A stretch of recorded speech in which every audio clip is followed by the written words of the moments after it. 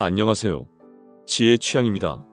오늘은 우리가 자주 겪는 어려운 상황에 대해 이야기해 보려 합니다.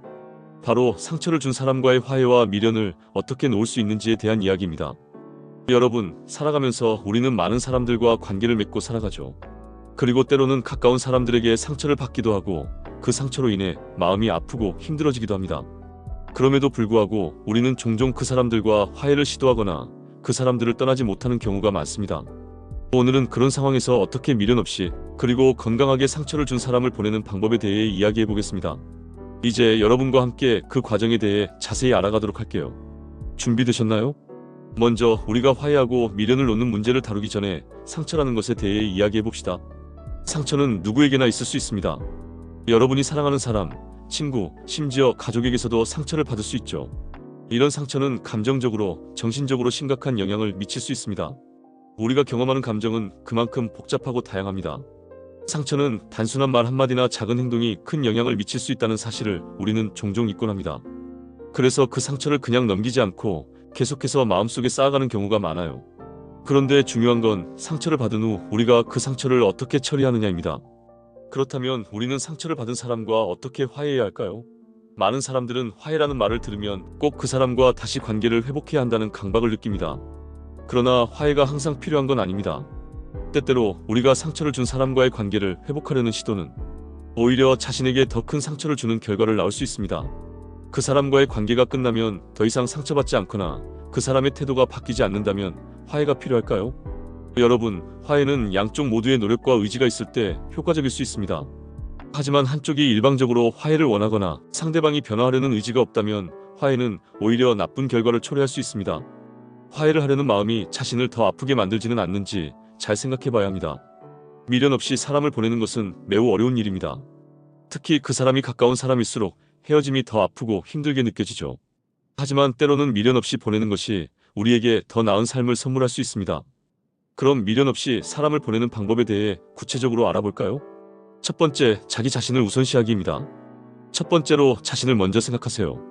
여러분이 상처받은 이유는 그 사람이 당신을 중요하게 여기지 않았기 때문입니다. 그렇다면 이제는 자신을 중요하게 여기는 시간을 가져야 합니다. 자존감을 회복하고 자신을 아끼는 것이 중요합니다. 상처받은 만큼 여러분 자신에게도 치유의 시간이 필요합니다. 두 번째, 상처를 인정하고 받아들이기입니다. 우리가 상처를 받은 이유는 그 사람이 했던 말이나 행동 때문일 수 있습니다. 그 상처를 무시하거나 외면하지 말고 인정하세요. 이 사람이 내게 상처를 주었고 그 사실은 내가 받아들여야 한다는 것을 인식하는 것이 첫 번째 단계입니다. 그런 후 그 상처에서 벗어나기 위한 방법을 찾는 것이 중요합니다. 세 번째, 감정을 표현하고 놓아주기입니다. 감정을 표현하는 것이 치유의 중요한 과정입니다. 감정을 억누르지 말고 그 사람에게 마음속의 얘기를 다 털어놓는 것도 좋습니다. 물론 그 사람이 바뀔 가능성이 적다고 하더라도 자신이 느낀 감정을 솔직하게 표현하는 것만으로도 마음의 짐을 덜 수 있습니다. 그런 후 그 사람을 놓아주는 것이 중요합니다. 네 번째, 미련을 놓는 연습입니다. 미련을 놓는 것은 반복적인 연습이 필요합니다. 하루아침에 미련을 버리기란 쉽지 않지만 매일 조금씩 더 놓아가는 연습을 할 수 있습니다. 때로는 자신이 좋아했던 사람, 지나간 관계를 계속 떠올리며 미련을 가질 때가 있습니다. 하지만 여러분, 그 미련을 계속 쥐고 있다면 결국 자신만 더 아프게 됩니다.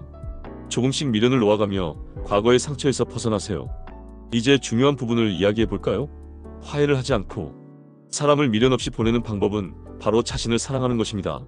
우리는 때로 다른 사람의 행동이나 말을 통해 자신의 가치를 측정하려 합니다.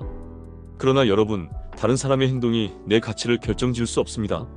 자신을 사랑하고 자신에게 친절해지세요. 나 자신을 사랑하는 만큼 다른 사람에게서 받은 상처도 점차 덜 아프게 느껴질 것입니다. 그리고 자신을 사랑하는 것은 그 사람과의 관계에서 벗어나 더 나은 사람으로 성장하는 첫걸음이 됩니다. 마지막으로, 상처를 준 사람과의 관계를 끝내고 나면 우리는 그 상처에서 회복하고 긍정적인 방향으로 나아가야 합니다. 여러분, 상처는 끝이 아니라 새로운 시작입니다.